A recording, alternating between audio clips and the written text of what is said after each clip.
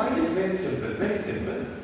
हर data set का एक हम प्रोसेस स्टार्ट करेंगे, उसमें खुद ही वो एक सेंट्रोइड क्रिएट कर देगा, और हर जो रॉ है हमारे पास उसका वो एक डिस्टेंस क्रिएट करेगा, ठीक है। उस सेंट्रोइड में सेंट्रल ये सेंट्रल लाइन है। चलिए फॉर एग्जांपल मैं आपको बताता हूँ, इधर बस खड़ी है, बिल्कुल कोने में चलिए, ठीक है। बस दरअसल आप थोड़े से यहाँ पे आ रहे हैं, इसी चक्कर में बस सही। अच्छा, अब ये स्टूडेंट मुझे बताएं इस पूरे रूम का सेंट्रोइड कहाँ पे होगा?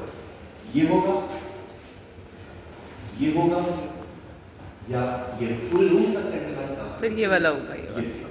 ठीक है। चलिए अब मुझे बताएं, आप बताइएगा इस सेंट्रल लाइन से इनका फासला ज्यादा है या इस सेंट्रल लाइन इनका फासला?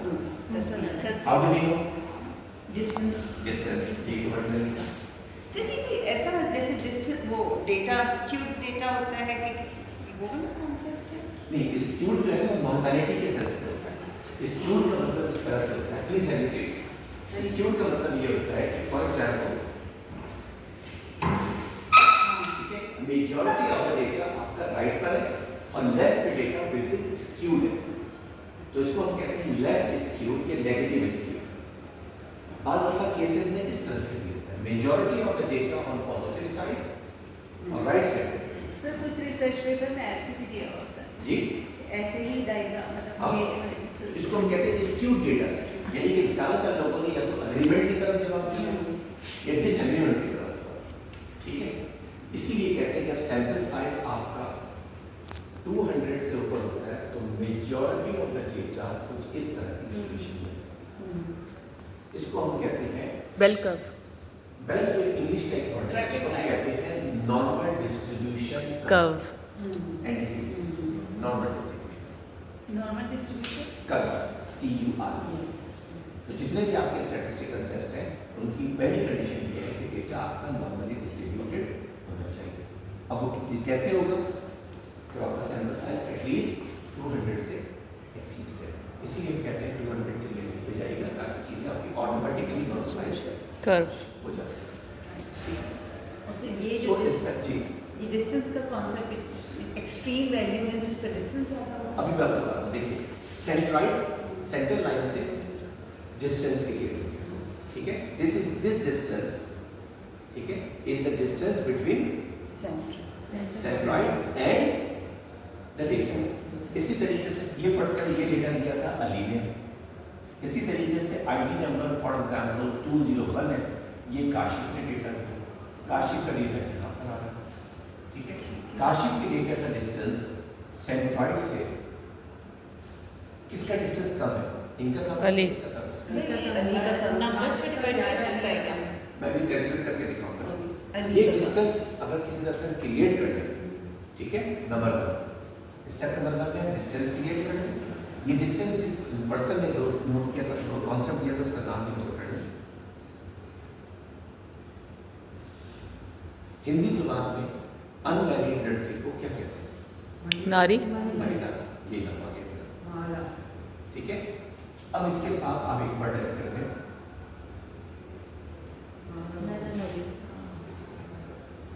ये एक मेल टैटू खातून है, प्रोफेसर डॉक्टर मानिला नोबिस, ये कॉन्सेप्ट इन्होंने दिया, इसीलिए इसको शॉर्ट में हम ये कहें MAH वैल्यू, ठीक है। You understand the point? MAH value means Mahalanobis distance value, in short MAH याद है? चलिए कोई बात नहीं, बस याद है क्या महिला नोबिस डिस्टेंस वैल्यू, ठीक है। So distance between the centroid of the given data set and response. अब मुझे बताएं कितने डिस्टेंसेस हमारे पास होंगे अगर हमारे पास सेट लॉज है 356, यस, तो हमारे पास मल्टीपल लॉज है, ठीक है। इस पूरे डेटा सेट में 356 लाइंस है, हर लाइन का एक नया टॉपिक डिस्कस हो जाए। ये है स्टेप नंबर 1, ठीक है। स्टेप नंबर 1 क्या है? ये distance find the central central. Step number 1, to save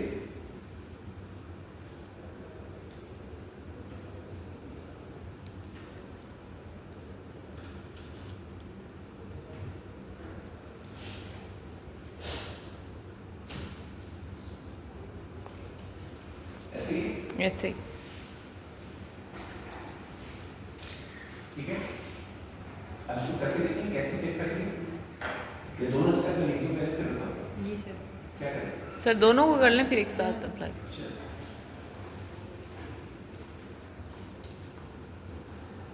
अभी आपको पता है थोड़ी देर पहले हमने यहाँ पर 4 फैमिली मेंबर्स थे।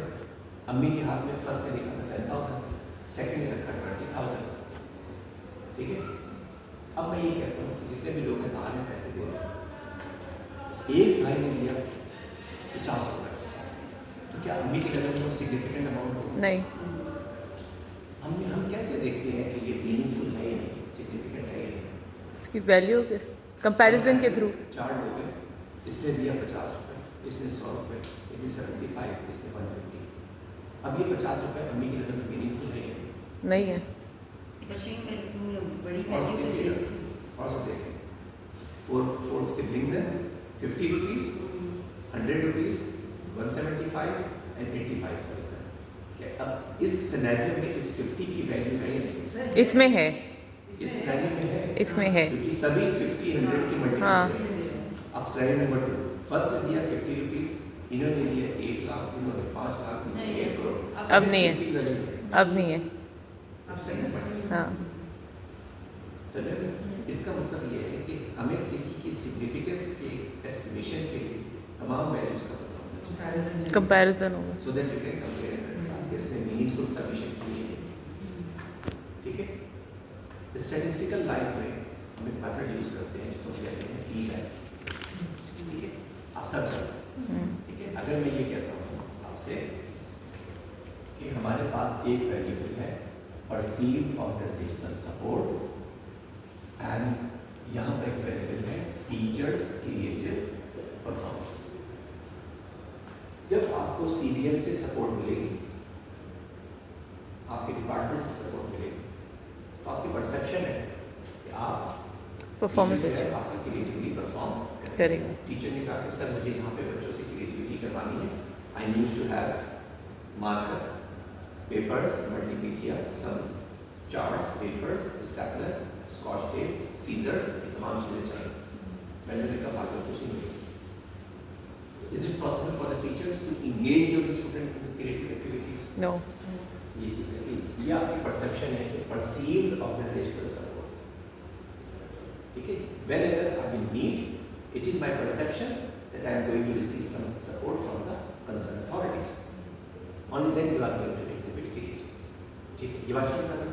अब मैं कहता हूँ कि this variable has a significant effect on this variable। तो ये significant हम कैसे करते हैं? स्टैटिस्टिकल मेथड में, ये क्वांटिटेटिव एनालिसिस। तो थ्रेशोल्ड है कोई कंपैरिजन के लिए। सिंपल सी बात है, हम उसकी आपको याद है पहले भी पढ़ चुके हैं। हम p वैल्यू का कॉलम चेक करते हैं। If p value is less than 0.05, if p value is less than 0.05, simple सा कॉन्सेप्ट है, आपको दे दिया नोट कर। ठीक है, देन इट इज सिग्निफिकेंट। इसका मतलब तो ये है कि this variable has a significant effect, statistical significance. ठीक है, चलिए अब यहाँ पर मैं जल्दी से कुछ आपको स्टैटिस्टिकल वैल्यूज देता हूँ। अब आप ये बताएं कि कौन सा वेरिएबल सिग्निफिकेंट है, कौन सा नहीं। फॉर एग्जाम्पल, ठीक है, my first p value is 0.401। अब मुझे आगे यहाँ बताइए, इज इट सिग्निफिकेंट Sir, और इनसिग्निफिकेंट? सिग्निफिकेंट। नहीं नहीं गलत, not Wrong answer. Straight away wrong answer. This is zero not point है ना, ये ऐसे वैल्यू होना चाहिए। वो 0.05 छोटी है, बहुत बड़ी है। मैंने कहा एक ब्लॉक इस थ्रेशोल्ड वैल्यू मैंने आपको बता दी है 0.05 से छोटी। तो this is not significant. Not significant. आप ये बताइए 0.000। 0.000। ठीक है, इससे भी ये भी बहुत छोटी है सर ये तो। सिग्निफिकेंट है। यस सर सिग्निफिकेंट तो है। क्योंकि अब एक और चीज बता दें, ये भी सिग्निफिकेंट ये भी है यस कल मत है सिग्निफिकेंट या नॉन सिग्निफिकेंट। सिग्निफिकेंट। यस अभी आपको मैंने असल चीज नहीं बताई। आप कह रहे हैं सर वैल्यूज तो छोटी हो रही है, तो ये तो इनसिग्निफिकेंट होना चाहिए। ठीक है, अभी मैं एक वर्ड लिखूंगा, एंड अब से अभी जस्ट वेट। अच्छा, एक और वैल्यू लिखते हैं, ये नहीं सर इनसिग्निफिकेंट हो जाएगी। होना चाहिए नॉट सिग्निफिकेंट। मैंने क्लियर वर्ड लिखा है, Yes. Less than. Less than. I did not use the word less than और इक्वल टू। तो ये this is considered as not significant. Variance. ठीक है, वेरी गुड। इस तरह से मैनेज कर लेंगे, यस सर कंफर्म? कंफर्म ये नहीं करेंगे, कर लेंगे। कर सकते हैं आप। यानी for example if I give you p value are also known as c value। या एग्जाम में देंगे।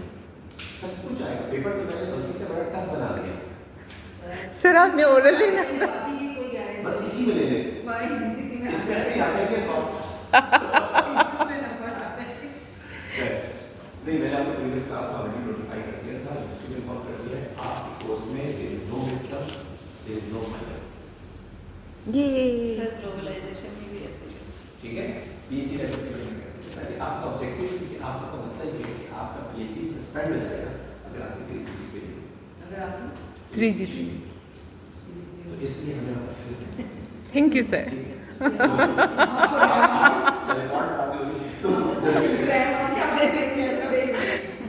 सर मैं ये नहीं शेयर करूँगी, मैं ये वीडियो नहीं शेयर करूँगी। आप चाहते हैं कि बिरयानी